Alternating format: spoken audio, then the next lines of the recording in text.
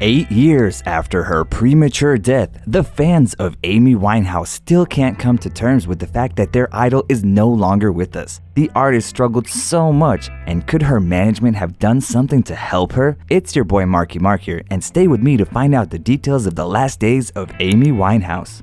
Amy Winehouse had a thing for music ever since she was very young. Her father, Mitch, who was a taxi driver, always aspired to be a musician, and the rest of her family was involved in jazz music. So it looks like Amy was destined to be in the music business. When she was just 12 years old, she was admitted to the prestigious Sylvia Young Theatre School, and a year later, she got her first guitar. However, the rebellious nature that years later would be the reason for her downfall started to show in her teens. At the age of 16, Amy was expelled from the music school because of a lack of commitment and for piercing her nose. That same year, her friend Tyler James, who had already been in the music business, used some of his connections and sent Amy's demo tape to the right people.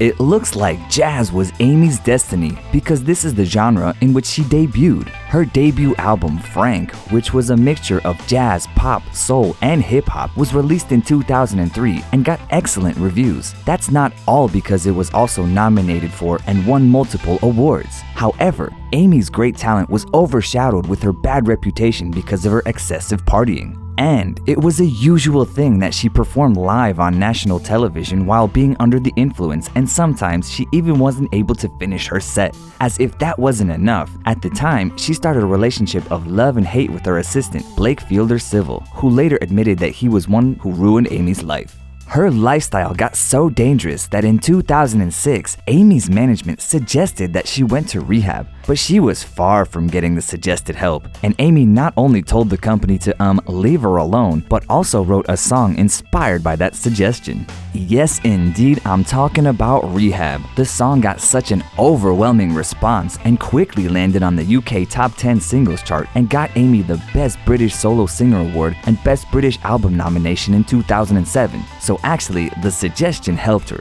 but not in the way it was expected. After that, the singer's extreme lifestyle started reaching destructive levels. In April of 2007, she got engaged to Blake, and a month later they got married in Miami. Apparently, the euphoria caused by the marriage was too high because in August of that same year, Amy overdosed for the first time and was hospitalized. But surprisingly, her tour scheduled for fall 2007 wasn't canceled. In October of that year, Amy was arrested in Norway for possession of drugs, together with her new husband and an unknown third person, but they were released on bail. You would think that all these things would have made the singer change something in her life, but that was very far from happening. Later in November, Winehouse showed up at her show in Birmingham in an awful state. It was so bad that even her most loyal fans booed her and started leaving the arena. Do you agree that what she did is a huge disrespect to the audience? Unfortunately, things didn't change until 2011, and Amy's terrible behavior continued. So on her list, she had more arrests, failed attempts at rehabilitation, many of her concerts were canceled, and she even was denied a US visa that stopped her from showing up at the 2008 Grammy Awards.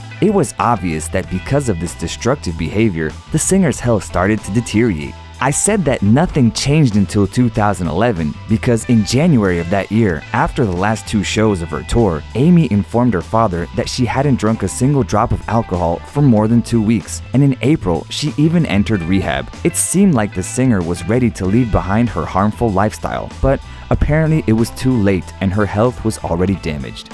Amy's last live performance was supposed to take place in Belgrade in June of 2011. And I mean, it was supposed to happen because after having stayed sober for a couple of weeks, Amy returned to her old ways and got drunk before going on stage. The rest of her performances were canceled and the singer returned to London. That's when, for the millionth time, she told her dad that she really wanted to leave her addiction behind.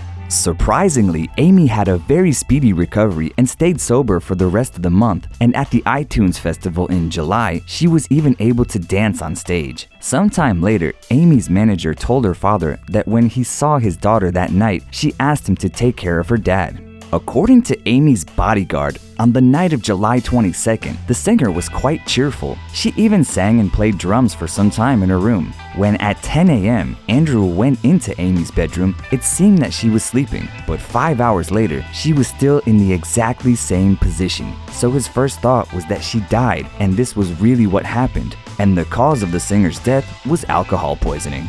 The alcohol level found in Amy's body was reportedly 5 times over the legal limit for driving. And as for proof, 3 bottles of vodka were found in her house. And that's how Amy Winehouse joined the 27 Club. I wonder what Amy's life would be like if she had gotten proper help.